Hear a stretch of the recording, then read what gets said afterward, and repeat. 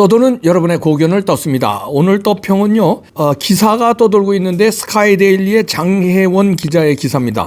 요즘 스카이데일리 활약 대단합니다. 허겸 기자뿐만 아니라요, 여기 뭐 기자들 완전 전투적인데요. 이것도 아주 대단한 기사인데요. 제목이요, 사정기관 출신들 홍장원 진술 오염 주장, 경찰 두고 왜 국정원에 체포 지시하냐, 이런 얘기입니다. 부제목을 보니까요, 국정원장 반방첩사령관 패싱, 국정원 1차장의 체포 지시, 보고 라인상 말 안 돼. 1차장은 대공 수사권 관련 없는 해외 정보 수집 미끼로 쓸만한 지위 아니야. 국회 경내외 군 경찰 가득한데 왜 국정원 해외 공작 담당에 체포 지시하냐, 이런 얘기인데요. 제목하고 부제목만 봐도 납득이 가죠. 이 홍장원이란 이놈 이거. 자, 일단 그대로 읽어드립니다. 윤 대통령 탄핵 심판이 중반기에 접어들면서 관전 요소는 증인들과 윤 대통령 측 사이 진실 공방으로 접어들고 있다.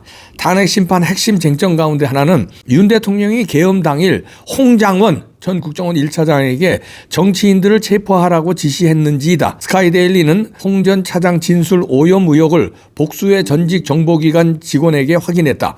요점은 해외 공작 업무를 주로 하는 1차장에게 주요 인사 체포 지시할 이유가 없다는 것이다. 3일 스카이데일리 취재를 종합하면 복수 전직 정보기관 요원과 군 소식통이 진술 신빙성 의혹을 제기한 워딩은 홍 전 차장이 국회 정보위원회 등에서 언급한 지난해 12월 3일 오후 10시 53분쯤 윤 대통령과의 통화에서 나온 워딩이다. 윤 대통령이 홍 전 차장에게 이번 기회에 싹 다 잡아들여 싹 다 정리해. 국가정보원에도 대공 수사권 줄 테니까 우선 방첩사를 도와 지원해. 자금이면 자금, 인력이면 인력, 무조건 도와. 이런 워딩인데 이를 두고 나온 정보 사정기관에서 대공 등의 실무 업무를 했던 복수 취재진은 진술 신빙성 의혹을 종합하면 정보보고 지휘계통상 해당 통화가 이루어질 수 없다는 것이다.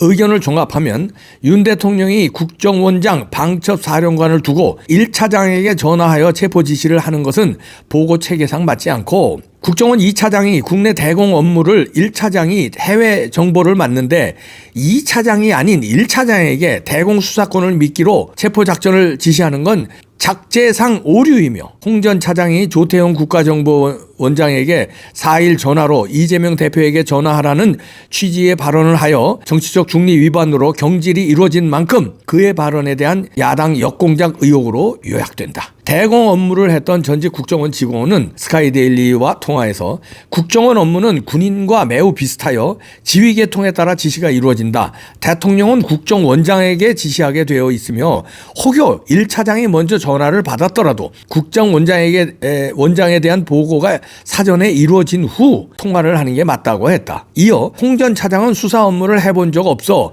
해외 정보 수집 분석을 총괄하는 1차장에 임명된 것으로 안다라며, 이 같은 사정을 아는 윤 대통령이 더욱이 홍 전 차장의 전화로 체포 지시했을 리가 없다 라고 단언했다. 또 다른 전직 국정원 직원도 국내 대공 수사권이 가장 필요한 건 2차장으로 해외 정보 수집에 대공 수사권이 필요한 건 맞지만 1차장에게 이를 미끼로 정치인 체포를 지시했다는 건 상식적으로도 이해하기 어려운 주장이라고 했다. 사정기관에서 간첩 체포 작전을 국정원과 함께 했던 소식통은 홍 전 차장의 가을짓자 행보에 국정원 내에서도 신임이 없어 차기 국정원장 인사에서 배제된 것으로 아는데, 그가 계엄 다음 날 이재명 민주당 대표 관련 이야기를 조태용 국정원장에게 가장 먼저 건의했다. 현재 불거진 야당 역공장 의혹 중심에 선 사람이 홍 전 차장이다. 좌파 성향 언론사들이 그를 영웅시하는 보도를 잇따라 내놓고 있는 것도 같은 맥락에서다. 당연히 진술 자체의 신빙성이 떨어진다고 귀뜸했다. 이미 대공 수사의 체포작전을 함께하는 정예 사령부인 방첩사의 체포작전을 국정원과 함께 하라고 했다는 것도 작전 지시에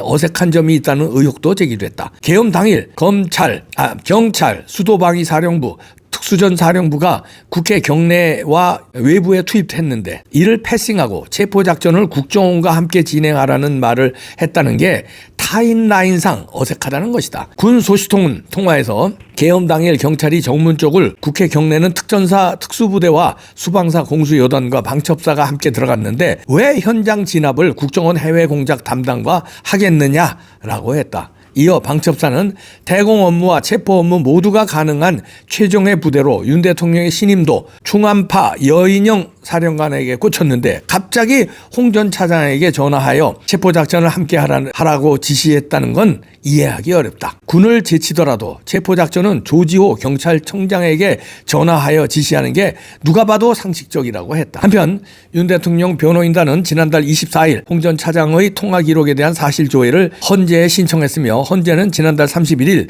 SK텔레콤에 사실조회를 요청했다. 윤 대통령 변호인단은 홍 전 차장 주장 이후 윤 대통령은 체포의 채자도 말한 적 없다고 거듭 언론에 알려왔다. 조 원장도 거듭 체포 지시를 받은 적이 없다고 밝혔다. 박수영 국민의힘 의원은 그의 진술 오염에 대해 2일 글을 올려 이자의 발언이 계속 바뀌고 있는데 원래 거짓말하다 보면 진술이 계속 바뀌는 법이다 라며 예리한 수사검사와 판사들은 동일한 질문을 여러 번 던지는 것이라고 했다. 박 의원이 함께 올린 그래프를 보면 홍 전 차장은 지난해 6일 과 한겨레에 대통령에게 직접 한동훈 대표 지시를 받았다 고 했다가 다음날 KBS에 체포 지시를 받은 게 아니고 체포 대상 명단을 방첩사령관이 나에게 밝혔다 고 말을 바꿨다. 홍 전 차장은 국정원과 대통령에 대해 무고를 주장하고 있다. 지난달 22일 조 원장이 정치 중립 의무 위반을 이유로 자신을 경질한 것과 관련해 국회 내란 혐의 진상규명 국정조사 특별위원회 1차 청문회에 국정원장이 저에 대해 인사권자 윤 대통령에게 허위 보고한 것이라며 무고이며 인사청권의 남용, 국정원장이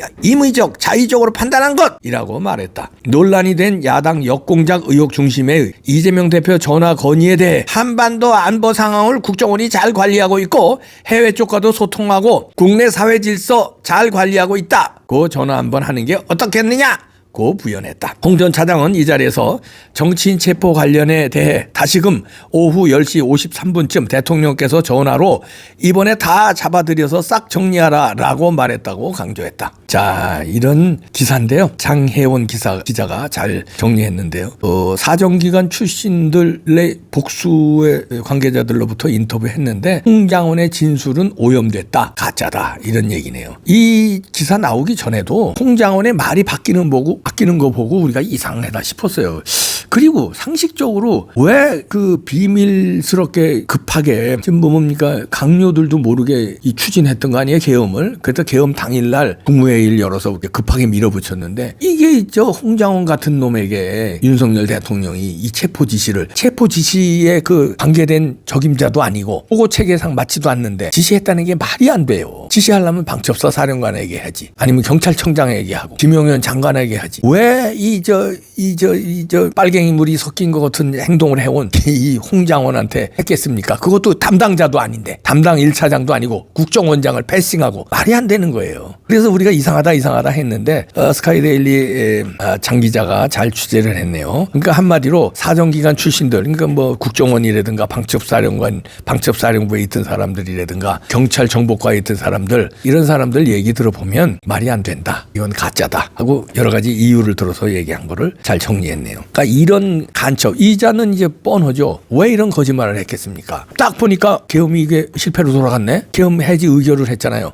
그러니까 야 이건 윤 대통령은 이제 가겠네. 그러면 이거 이재명이 대통령 되겠네. 나도 어차피 피가 그쪽으로 땡기는 사람인데 야 이 한 건 해가지고 내가 출세해야 되겠다. 국정원장 한번 해야 되겠다. 이러고선 윤 대통령을 코너로 모는 이런 거짓 날조한 거 아닌가? 우리 그렇게 의심하는 거예요. 정치적 목적으로 이렇게 오염시킨 거 아닌가? 그럼 처음에 이자의 이런 말도 안 되는 주장에 와 휩쓸려 가지고서 뭐 난리가 난 거 아닙니까? 그런데 지가 하루 만에 또 말이 또 바뀌고 그래요. 그리고 우리는 사정기관 출신이 아니니까 이렇게 디테일하게 설명을 못 해주고 그냥 우선 말이 안 맞고 그래서 우리는 홍장원을 의심했는데 사정기관 출신들이 제대로 그냥 딱딱 집어서 이건 말이 안 된다. 오염됐다. 그러면 왜 오염됐겠느냐? 예측한 거 아니에요 조금 전에? 자 이재명에게 눈도장 찍어서 이게 뭐든지요. 혁명도 그렇고요. 집권을 하는데 결정적 공헌을 한 사람이 출세를 하게 돼 있거든요. 근데 이제 윤 대통령을 떨기고 이재명 대통령 되는데 결정적인 역할을 한 사람이 누구겠어요? 그렇게 된다면 홍장원이겠지. 그러니까 홍장원은 그걸 노리고 이런 어마어마한 거짓말을 한 거 아니냐 이런 추측이 가능합니다.